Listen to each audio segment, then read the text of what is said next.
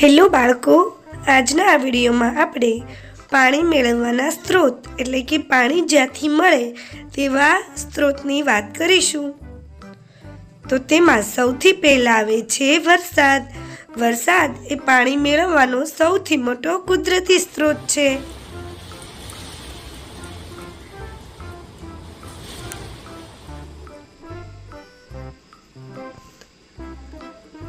ત્યારબાદ જોઈએ તો કે દરિયો.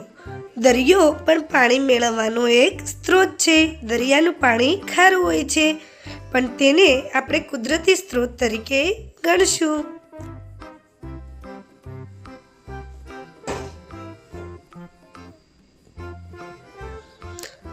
ત્યારબાદ આવે છે નદી. નદી એ પણ એક કુદરતી સ્ત્રોત છે.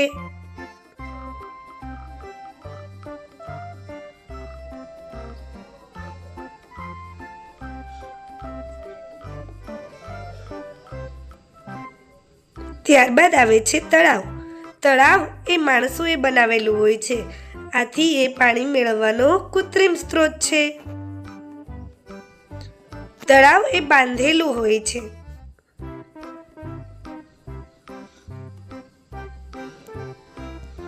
ત્યારબાદ આવે છે ઝરણું. ઝરણું એ પણ પાણી મેળવવાનો કુદરતી સ્ત્રોત છે. ઝરણું એ નદી કરતા નાનું હોય છે.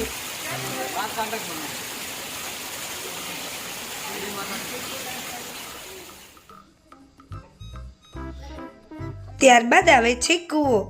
કૂવો એ પણ પાણી મેળવવાનું એક સ્ત્રોત છે. કૂવામાં જમીનમાંથી પાણી આવે છે.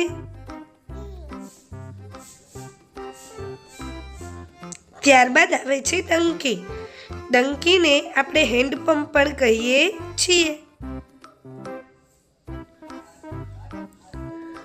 ટંકીની મદદથી જમીનનું પાણી ઉપર લાવવામાં આવે છે. ત્યારબાદ આવે છે નળ. નળમાંથી પણ આપણા ઘરે નળ દ્વારા પાણી આવે છે.